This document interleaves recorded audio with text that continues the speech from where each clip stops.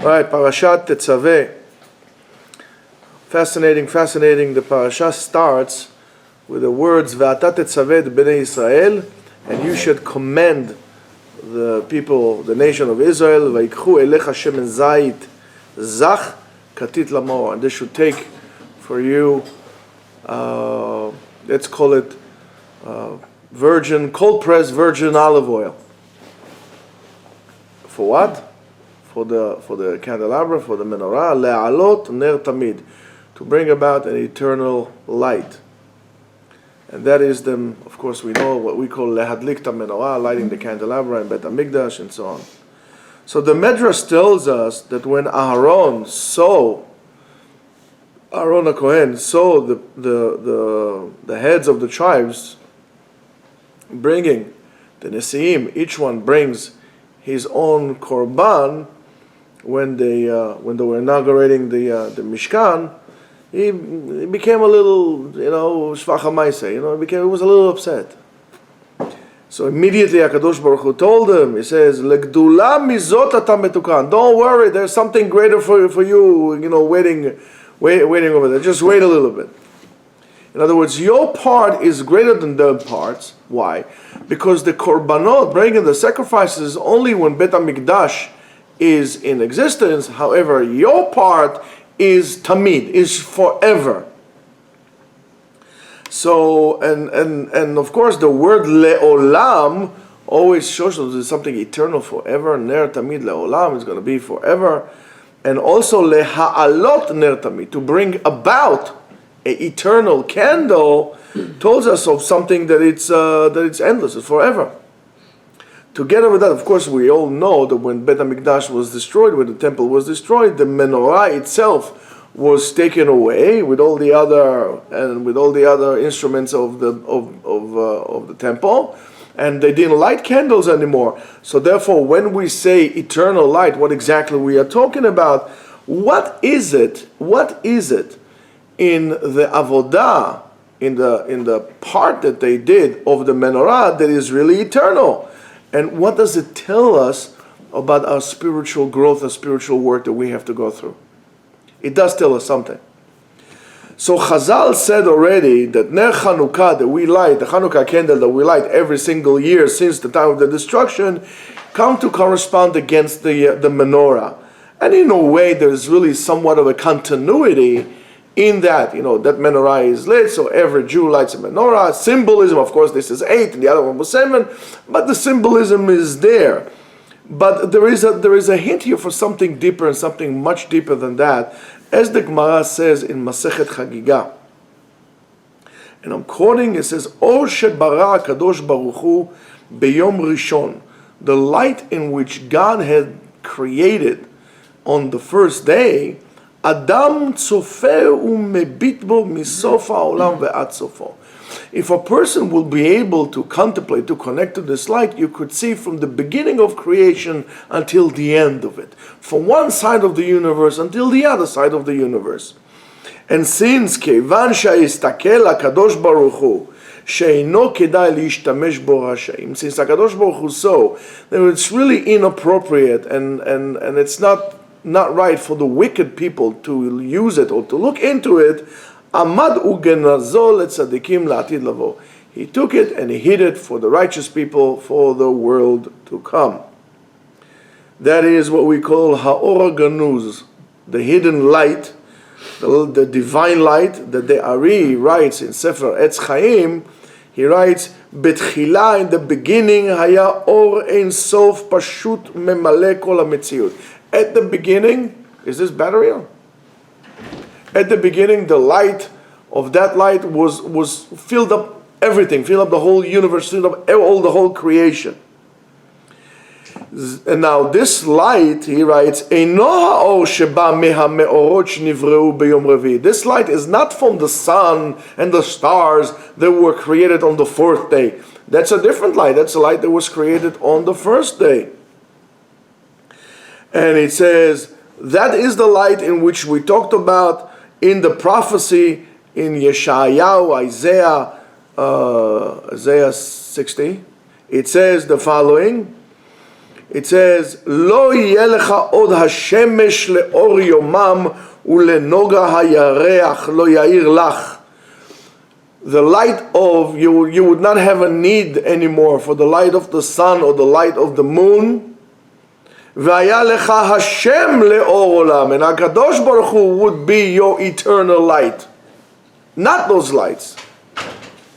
Of course, it's very perplexing and somewhat, if you think about it, a little bit scary about what does it mean. But regardless of that, that light, that hidden light, is the light of what we call Gmar Tikkun. When the Tikkun, when the fix-up of the world, when we finish up everything that needs to be done, that is the light. That light shone through to the menorah. That's the light that the menorah was giving. The light that the menorah was giving was not just light like that, it was a different type of light. And that's the light that we, in a way, could attract, we could see through, or connect through the lights of Nerot Chanukah. Now, when the Torah and the Medrash told us that Avodat HaMenorah is nitzchit, that doing the menorah, the candelabra, is eternal, they really refer to that deeper understanding from the light of the menorah is being drawn, the light, or that hidden light that is only revealed to those who are appropriate to. So far, a little, very nice, you could say that, but there's something much more than that. Still, what does it mean? How does it become eternal? So, by the way, if anybody is thirsty, thanks to George, please thank them, and then you could, Eitan, you could do the honors. So the spiritual reality of the Kabbalistic Sfeirot expressed itself in the menorah, or comes to reflection in the menorah, because it says, El mul pnei ha-menorah ya'iru shivhat ha-nerot. El mul pnei ha-menorah. In other words, pnei ha-menorah is the menorah itself, right? El mul pnei ha-menorah. In front of that, the candles would lit. So what does it mean? It means like this, that the sfera of Binah, right, that is shining light or reflecting light to the 7 lower sferot, from that sfera, from Binah, the abundance, the shefa comes down to the other 7 sferot, which is the Erampin and Malchut, when they are combined together. Also, the days of the week are really reflected to the menorah, are really resemble in the menorah. We have Shabbat, right, which is like the Sfira of Binah. Shabbat is also called Olam Haba, the other world, or sometimes we refer to it Me'en Olam Haba, like the Olam Haba, like the other worlds, because from the light of Shabbat we fill up the all 6 other days of the week with the shefa that it's needed for them to sustain and maintain themselves. So from the abundance, from the bracha of Shabbat, and it's very important to associate the bracha with the concept of light together, as much as, for example, if we're going to take it like this, we have all the, let's say in our planet, right? In our solar system, the light of the planets really comes from the sun that really evolves around it, so the sun shines upon those days as it like that. So now the light of the menorah, what we call the light of that hidden light, is what gives chayut, livelihood to everything, because without that we can't connect. The abundance or the connection or the umbilical cord of all existence in this world come from the reflection of that light that is still in a way connected to HaKadosh Baruch Hu. Through that's the main artery which everything comes down to. Now, and that light that it comes is eternal, is nitzchit, and that has to be eternal, because without that there is no livelihood to anything in the universe itself. No stars, and all forms of existence, whether it's simple form of life or complex form of life, like people and so on and so forth. Thank you very much, George. L'chaim tovim shalom, bracha v'atzlacha. Thank you for everything and for coming and learning with us. Baruch atah Adonai Eloheinu melech haolam she'akol niyah bidvaro. Oh, his tea is hot. Very good tea. You want some? I know you can. The sugars. All right. So Chazal told us really she'en mukdam u'muchar b'Torah. I mean, if you go with this, there's no specific order in the Torah. And bischut, in the merit of the bitul of Moshe in Parashat Ki Tisa, because Moshe Rabbeinu in Parashat Ki Tisa, which we're going to read next week, is my son's birthday, is Bar Mitzvah's Parasha. I mean, he's already a grown kid, but everybody has his thing. It says over there, Moshe, he says, Umecheni na misifrecha, erase me from this book. Because of that, Moshe Rabbeinu merited in this parasha, which is a week earlier, to really reach a level what we call bitul muchlat, complete, called erasal. That he was dismissed completely. To such a level, it's very interesting to understand it. To such a level until HaKadosh Baruch Hu says about his relationship to Moshe in Sefer Bamidbar, it says, Pe el pe adaber bo, I'll speak to him mouth to mouth. Pe el pe, if we're going to take a physical analogy of that, right? If I am talking to you, right, I am talking from my mouth, through your ears. Mi pe laozen. That's how the shmua comes, right, from Chachamim, mi pe laozen, from mouth to ear. Here HaKadosh Baruch Hu says, Pe el pe al daber elav. They're, in a way, they're connected. There was no hefsek. The mouth of HaKadosh Baruch Hu was the mouth of Moshe. And how did Moshe reach this level? Because he was able to internalize that level, reach this level of complete self-dismissal. And in the Kabbalah it says, when we say the pasuk ve'ata tetzaveh, and you should command, as this parasha starts, HaKadosh Baruch Hu connects Moshe to him, or brings Moshe, unifies himself with Moshe. He says, you will be like me. As much as I command, you command. Ata tetzaveh, not you. You make the commandment. And on the same token that it says to Avraham Avinu, Veheye bracha, and you, Veheye bracha, V'lo v'tihiyeh lecha bracha, and you should have the bracha. You will be the bracha. The bracha is you. And Avraham Avinu was the first one. Why? Because Avraham Avinu was the first one who connected to HaKadosh Baruch Hu. He figured the concept of God in the world. He realized that he connected to him. And he was connected to such a way that Avraham Avinu is in a way the one who gives the bracha if you connect yourself to Avraham Avinu. That's why, for example, there is great importance to what we call Geirei Tzedek, real converts. People who really converted because they just wanted to be a Jew because they want to get closer to God. Right? And so much that we say that they are the children of Avraham. So we say, this one, the son of Avraham, or this one, the daughter of and so on and so forth. So they are connected to HaKadosh Baruch Hu because they want to connect to HaKadosh Baruch Hu. They are connected to the bracha. Who is the bracha? Bracha is Avraham Avinu. That's why you cannot convert to Judaism for money, for honor, or for people, or for person. Man or woman you want to marry. Nothing. You only become a Jew, or should convert to become a Jew, because you want to be in the shadow of God. That's a tremendous level. A ger tzedek, a real convert, can reach a level of Avraham Avinu, because in the world outside there's idols, there's everything. All of a sudden he says, I want to connect myself to God. He follows the footsteps of Avraham Avinu, and because of that, they call him the son of Avraham and Sarah. It's a tremendous thing. And we should realize it, and we should have respect to those Geirei Tzedek, to those converts, that, you're very late, sir, that they really threw everything behind them, and they threw themselves into the arms of God. It's an unbelievable thing. So we know that the name of Moshe Rabbeinu was not mentioned in this parasha, and many of us really refer to it as a negative thing, or as a punishment. We say it's a punishment, Hashem punished him, and so on and so forth. But is it really so?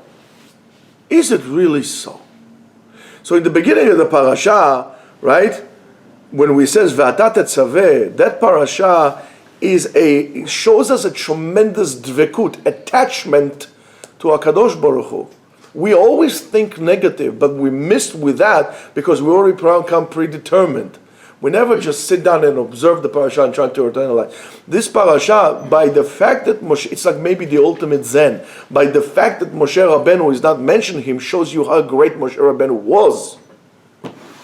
But we never look at this like this. And I do believe that we don't look at this like this because what? Because why? You know why? Because we don't really want to come to self-dismissal or to reach the level of Moshe Rabbeinu. You say, hey, you got punished. Even Moshe gives us an excuse to continue doing what we're doing instead of elevating ourselves and snapping up of that cycle that we all involved with. It's a terrible thing. It's a miss. We miss from that. So, in a way, Moshe Rabbeinu connect himself completely to HaKadosh Baruch Hu, and it's not a matter of a punishment, right? On the contrary, his whole essence is being erased, completely erased, and he become one with the Mashpia. Who is the Mashpia? HaKadosh Baruch Hu. How? By becoming very, very humble, by becoming extremely dedicated. We call it Mesirut Nefesh. Limsor Nefesh is to hand out your soul. He basically killed himself, put it this way, for the sake of the Jews to take care of them. Might sound something a little similar, but you see there's nothing, however, there's a big difference between these two men, if you know what I mean. Moshe Rabbeinu did not die for our sins. Moshe Rabbeinu lived for our lives. There's a big difference. And through that level of humbleness that Moshe Rabbeinu was able to reach, only through that he was able to become Pe'echad, one mouth with God. And it's an unbelievable state of being. So that way, the path to reach this level, what we call Mechenina is a level that Moshe Rabbeinu had reached, that stage of dismissal, that self-dismissal allows you the revelation of this light, in which we spoke about beforehand, is what we call ktisha, by grinding. What does it mean? It means that Am Yisrael is really compared to olives. Why olives and all that?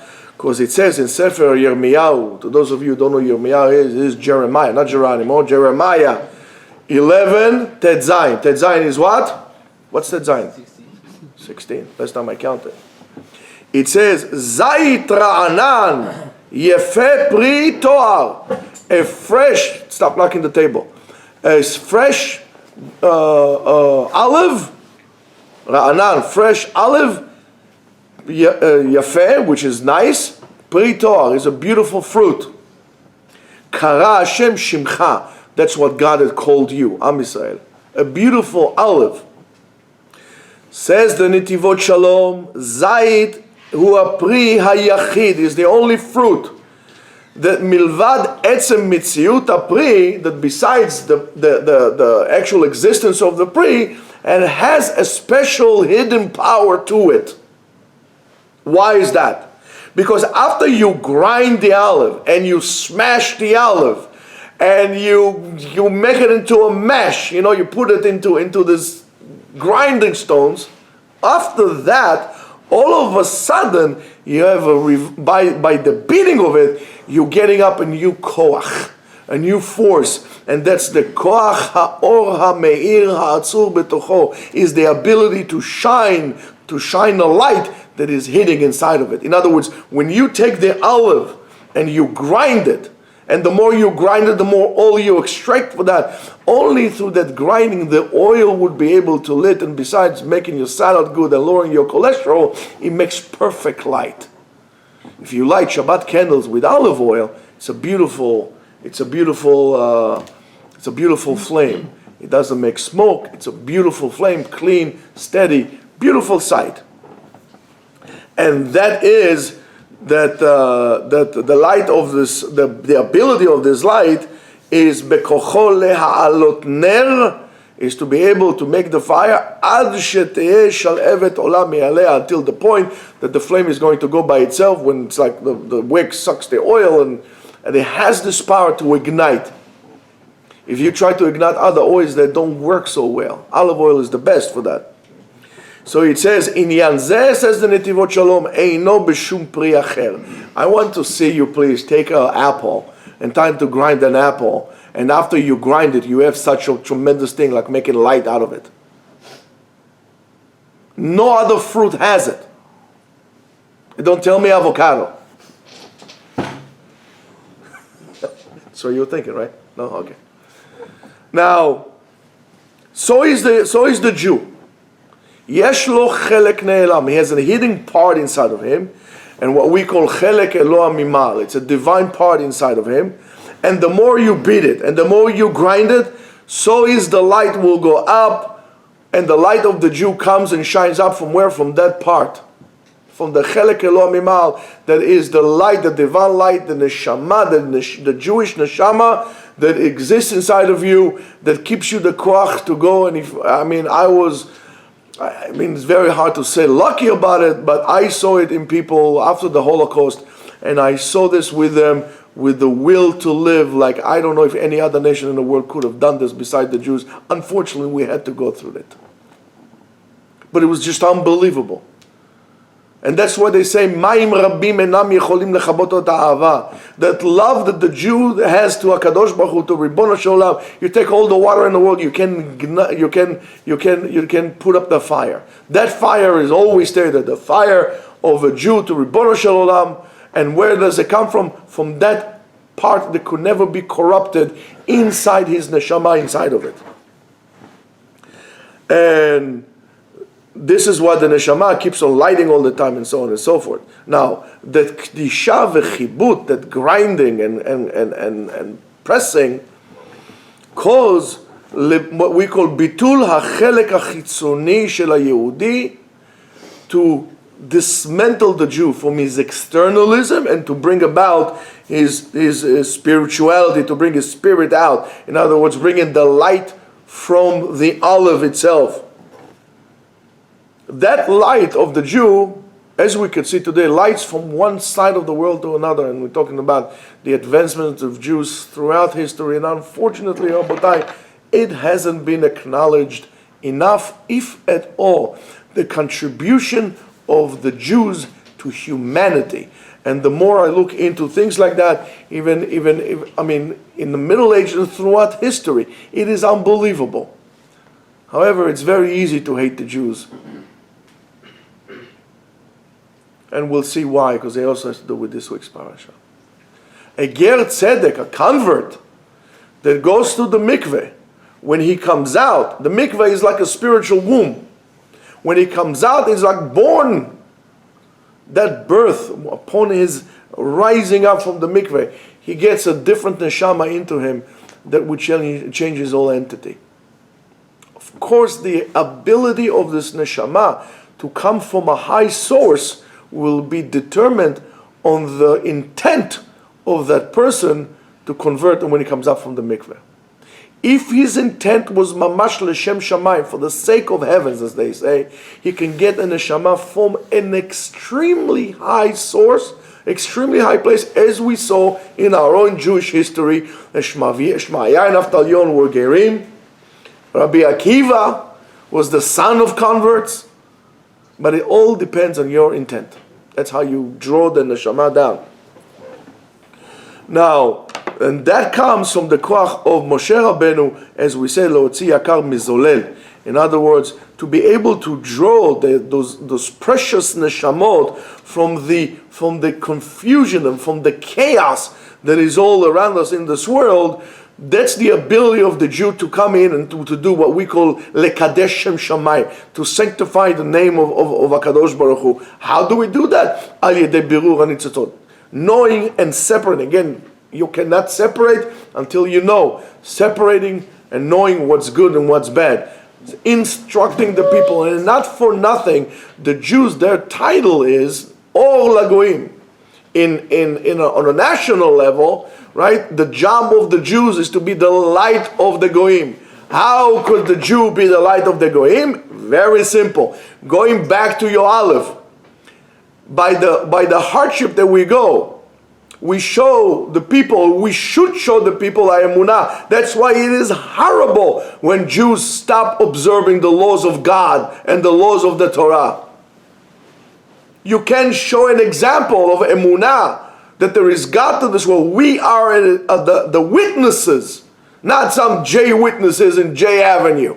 We are the witnesses for God in the world, the interaction of God and His caring to us and His never broken promise that He will be that you'll be my people and I'll be your God. But we need to keep the mitzvot for that. It doesn't mean that we all have to dress up like in uniform, but our uniform is in our internalism, not in the externalism. The world outside look at us, oh, they're coming to me, some people go, oh, are you Hasidic? No Hasidic. I mean, you go to a black person, tell you, are you a, Guyanese, or are you from Nigerian? You don't dare to do that. How dare you come and say to me like that? Are you Hasidic? Because you're only looking at the external. I am a Jew. I am a Torah observant Jew. Next time you say, I'm going to poke you in the eyes. We should not look at the externalism. This guy is blonde. Okay, you're not blonde, but listen, you're blonde. This one is redhead. This one is bald. This one is hairy. This one has light skin. This one has dark skin. A Jew is a Jew. Torah, Shulchan Aruch. That's what we are. We're all the same.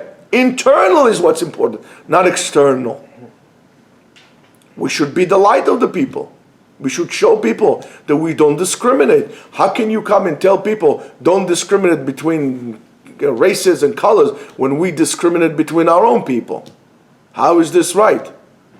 How are you? You're misguided and misguiding others. And that's a huge thing. Now,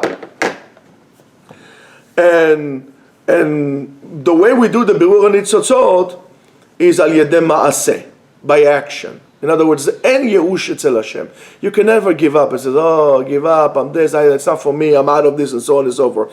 We should stop complaining, and we should not let the doubt that exists inside of us really ruin it. The doubt is like a terrorist that always puts fear into you and uncertainty into you. I mean, that's what the media does also. The media is also like terrorists, All the media does, the act of terror is not necessarily killing people. The acts of terror is to put in fear. Terror is fear, not exploding.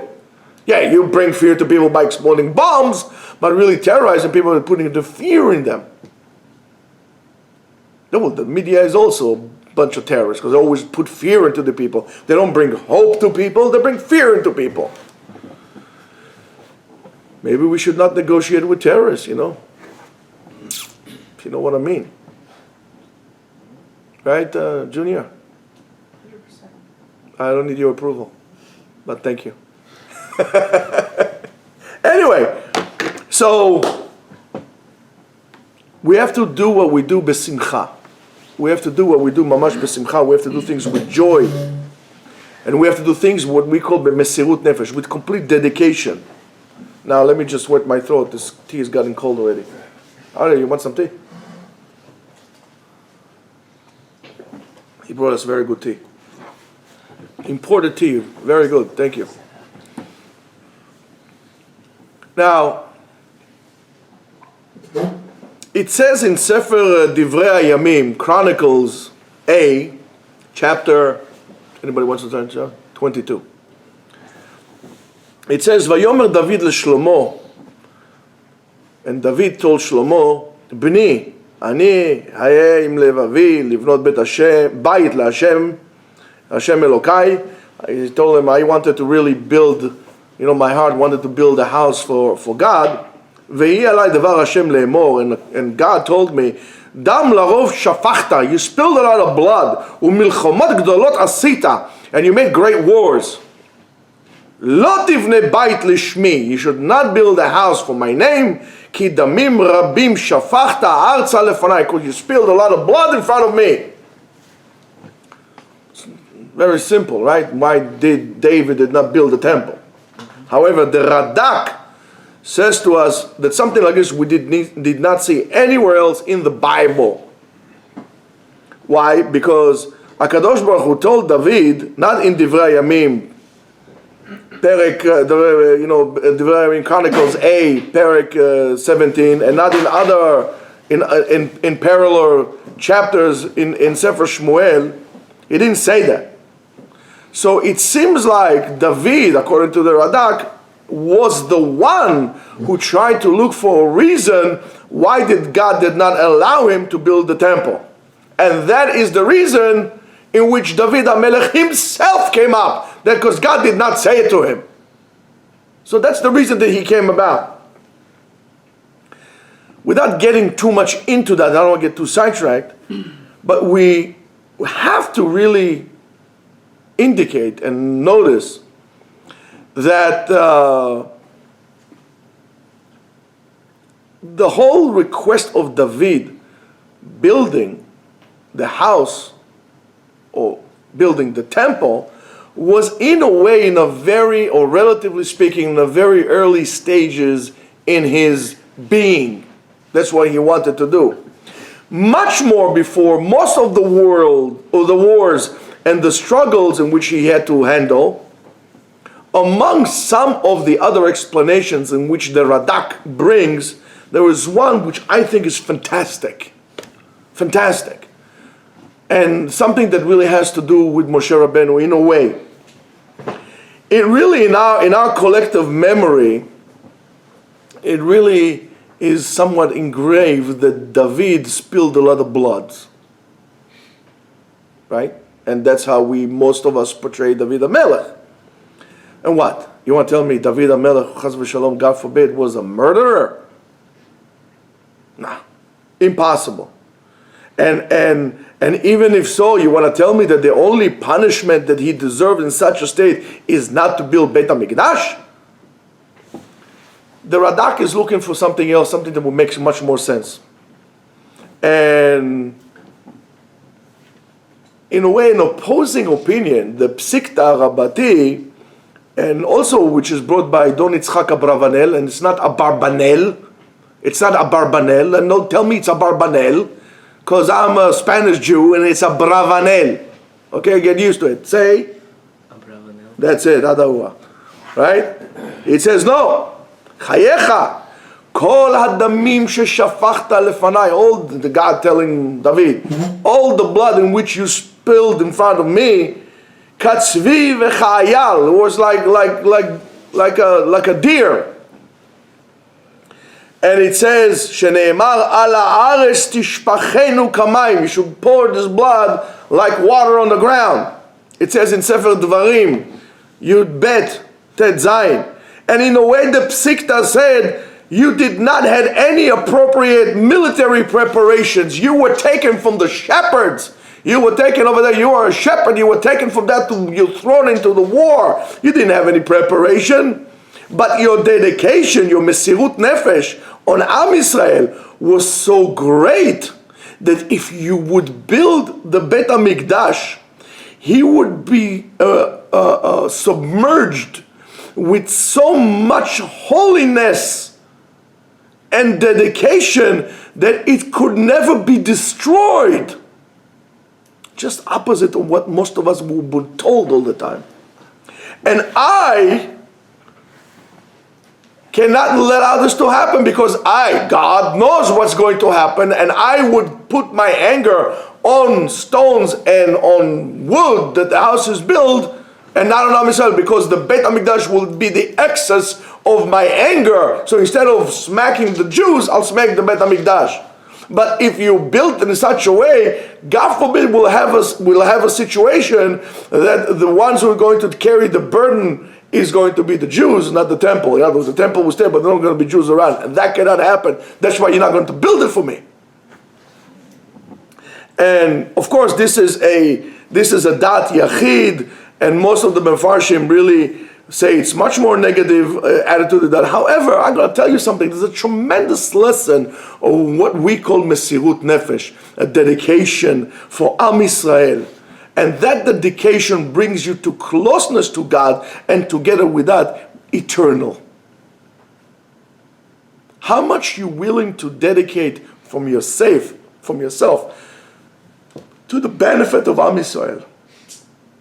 This is how close you're going to be measured in your proximity to God.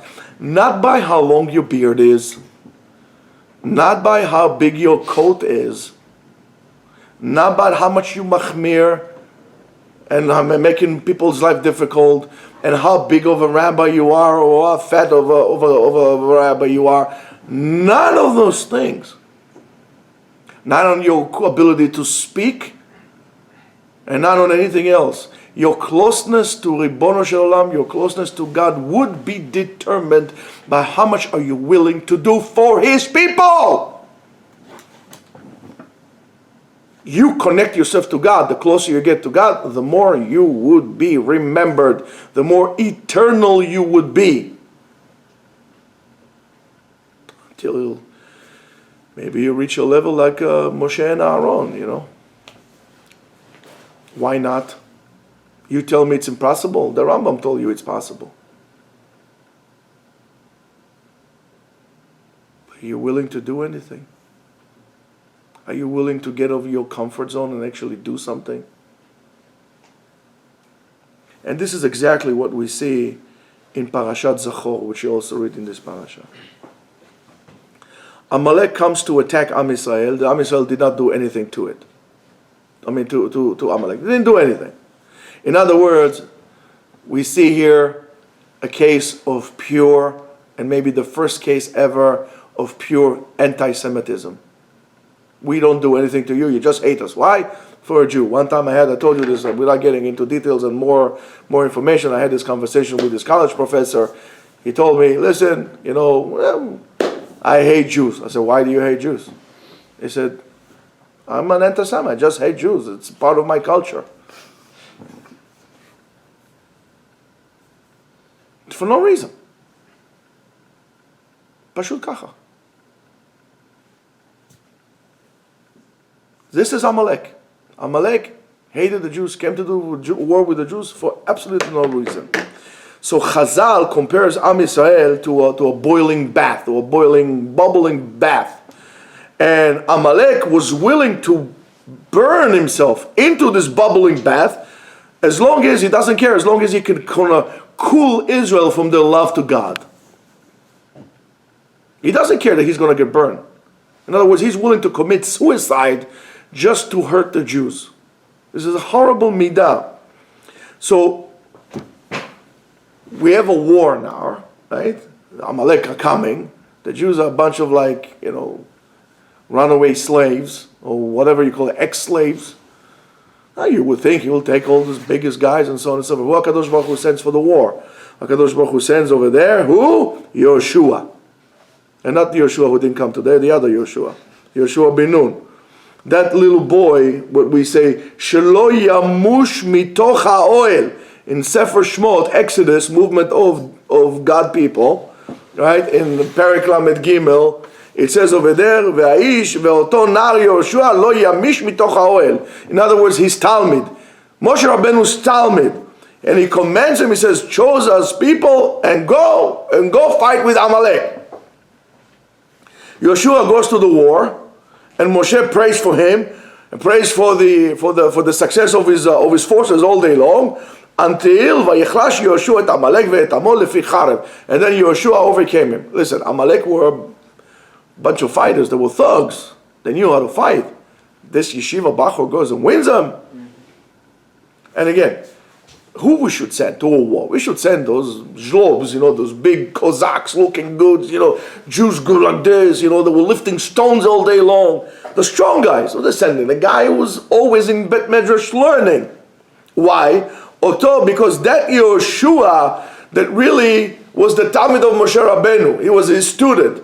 But he did not held it for him, for himself. He was willing to be mevatel himself, dismiss himself, to come every single day to Bet Midrash, to arrange the chairs, to fix the Bet Midrash, like some of you guys do here. They want to make sure that other people will come to learn. It's going to be a clean environment, it will be a nice environment, and there's not going to be any Torah. He was mevatel himself for Am Yisrael. You go to fight the wars for the Jews. And those resources that are needed to continue to learn and to continue and doing those things that we do needs tremendous resources. And those resources needs to be sanctified. We need to be mekadesh them. And this is the connection between Parashat Zechor and Parashat Tetzaveh. In Parashat Truma, we're talking about Zahav, Kesef, and Nechoshet. Without getting into the symbolism of those things, it talks about giving money and so on and so forth. In Parashat Truma, over there, it talks about Atzei Shittim. We said the acacia trees. We're talking about skins and leathers and so on and so forth. However, all these things are called Dvarim Bnei Kayama. These things, they exist. They're physical things. In Parashat Tetzaveh, the Parashat Tetzaveh starts with Shemen Lamaor, with light, with oil for the light. Ubesamim leshemen hamishcha, and herbs for the inaugurating oil. Those things go bad and they end. You finish with the holy ends. You put them. Let's say talk about the menorah, or talk about the mizbeach hanechoshet or mizbeach hazav. They stayed for a long time. They stayed for 100 years. And if it wasn't for all the tragedies we had, they would stay even now. Gold doesn't go bad, but the oil goes bad. So I'm going to ask you a question. Even if I give the oil burns. Who would give money for something like that? By the way, the Ashkenazim have a beautiful bracha. They make a Misha Berach on Shabbat. Ve'elu shenotnim shemen lamaor. Those who give money to buy oil to lit the Batei Knesiyot. This is a beautiful Misha Berach they do for the Kahal. So that's why Kadosh Baruch Hu comes and says Moshe to commend Bnei Israel. He says, "Vayikhu elecha shemen zayit zach katit lamaor leha'alot ner tamid," to bring about the pure oil, to bring about the eternal candle, the eternal light. In any case, we have here a tremendous limud for us. And the limud is like this, that a physical truma, taf resh vav mem hey, physical truma also needs to be lelot mura, without any reward. Tmura, truma are the same letters, just different order. And this is the beginning of having tremendous mesirut nefesh. I'm giving money that I know it's going to end. I'm not going to build a big mausoleum and put my name on it, that thinking in my imaginary crooked mind that is going to stay here for 500 years. I'm giving money for something else. And that's the same thing, Rabotai, that happens with supporting the yeshiva. People like to give money to build shuls, to build mausoleums and monuments, and to have their names with plaques and so on and so forth. But we need shemen lama'or. We need oil, so we can continue bringing about the light of the Torah to the people. Look at the effect, whether you want to admit it or don't want to admit it for some political and stupid reason, the effect that you guys had with your learning here and your minyan that you do Shol Shabbat on the rest of this community. But that needs truma. And that's why it's easier for people to give money for bricks and stones, because it's physical, it's contangible for them, they can see it, they can have the name, they can have dedication, but it's very difficult for people who don't understand what's eternity to give for Talmud Torah. Talmud Torah is the light. Ha'or sheba machziram lamutam. The light in the Torah, the light of we was talking about before, and the light of the 6 days of creation, the first day of creation, that light was placed inside the Torah, and you are the guys who bring about, you are the priests who bring this light up to lighting the menorah, who shine the light over the miserable life of some other people around. But we need help. We need help. I know that some of the guys set up some Facebook thing to be able to help us some money. Every money helps. Every penny helps. There are some people, one of them is Mike. I'm not going to say his last name.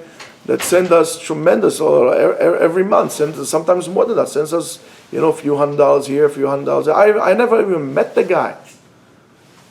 He just listens to our lectures and he goes. So you see, the light of the Torah helps to help life of other people anywhere else, or many other places. But we need help, and that help we learn from the Mishkan. We learn. That's called Mesirut Nefesh. I'm giving money, Truma, for the light, for the candles. If I would ask anybody, would you like to sponsor a gallon of oil for the menorah in the Bet HaMikdash? Of course. Please make sure to put also my name, dedicated by, so on and so forth. And yeah, we're going to put it in recycle. It's okay, it's okay. The light of the Torah is greater than the light of that menorah, because that is all tamid. When you learn Torah, you connect yourself to eternity. You do the tikkun olam based on that. That's why you cannot use the Torah for your own personal purposes, because it's like moel bekodashim. You are desanctifying something holy. You can't do that. You have to be very careful. It's not a joke. And we know that there is a personal partnership between us and HaKadosh Baruch Hu, as it says in Sefer Yeshayahu, in Yeshayahu Nun Aleph Tetzayin, Le'emor Letzion Ami Ata. Tell to Zion, we're not Rastafarians, we're not Bob Marley here, right?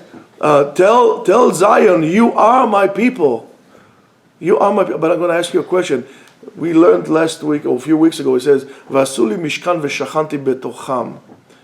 And you should make me a dwelling place, and I will dwell amongst them. But let me ask you a question. Is God dwelling inside of you as much as you dwell inside God? Do you let Him in? Do you tell HaKadosh Baruch Hu, as much as I am your people, you are my God? Do you say this to Ribono Shel Olam? Are you accepting upon yourself Malchut Shamayim? That's something that you need to ask. And Chazal says, Al tikra ami, don't call my people, ela imi, with me. Imi atem b'shutafut, you are my partners. HaKadosh Baruch Hu created the world, and with the Torah we become His partners in fixing this world. And that is, by the way, the purpose, that's the tachlit, that a human should be shutaf, a partner with God in Maaseh Bereshit. How? By us fixing the world. HaKadosh Baruch Hu make the world a drop, not complete. He put up the whole entire puzzle together. He showed us how the puzzle should look. And then He put it all together. He scrambled it all up. And then He started putting the pieces back together, and He left few pieces in the corner for us to put away. All we got to do is put these few pieces back in to complete that puzzle, to complete this beautiful picture. However, in order to reach this full partnership with HaKadosh Baruch Hu, you need to have a complete dismissal of yourself. And in order to do so, you need to have internal purity and cleanness that is really impeccable. There's nothing like it. Let's say, for example, George and I are partners. Let's say we're going to some endeavors and we become partners. And he's working hard. He puts everything he has into the business, or whatever partnership we had. He comes a day and night. He sleeps 4 hours a night, and he works, and with this work he's mitlahev, and he gets koach. And meanwhile, I'm a little bit of the south of the border attitude, siesta. He calls me up, where are you? I'm coming in, I'm a little late, I don't have time right now, I'm not really into this, I'm going to catch my daf yomi, and all kind of things. What kind of a partnership is that? We cannot be partners. You're going to tell you, listen, sir, with all due respect, you're a nice guy, I know you for many years, but this partnership cannot continue like this anymore. I cannot be that I'm going to put everything, and you're just going to come in and share the profits with me. You can't. Well, with the same thing with HaKadosh Baruch Hu. HaKadosh Baruch Hu gives us everything. Are we willing to give everything to Him? Or are we too important to do that? Again, coming back to the biggest disease that causes the separation between us and HaKadosh Baruch Hu, which is self-importance. We're too important. And that is what separates us from the light. And these are the chataim. The sins that we do is only because we feel important. We're very selfish. But together with Moshe Rabbeinu shows us how is this possible in this parasha to really dismantle ourselves in front of HaKadosh Baruch Hu, and not to wait until the grind will come from the outside. Do it willingly. In other words, dismantle yourself in front of God. Otherwise, some grinding force will come and crush you into pieces. We need to initiate the internal self-awakening, the hitorerut pnimi, the internal awakening ourselves. We need to make the effort to change our nature, to overcome our need to receive all the time and develop the need to give. Just like a normal father, let's say for example, he always wants to give his son. If the son doesn't want to receive from the father, it's a tremendous tsar for the father. The father wants to give. Well, bad fathers don't want to give. They're looking for the children to give them. But he needs to give all the time. And it's not normal the other way around.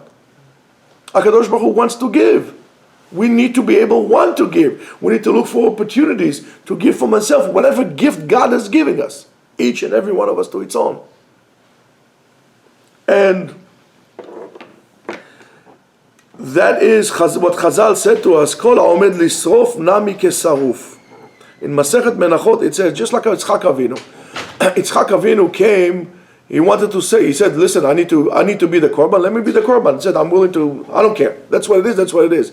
So in the eyes of HaKadosh Baruch Hu, it is like he became the korban. He lived after that, but in the eyes of God is as is if he did, as if he became the sacrifice himself. Now, when a person receives himself, for example, in Tfilat Shacharit, at the beginning of Tfilat Shacharit, really, truthfully,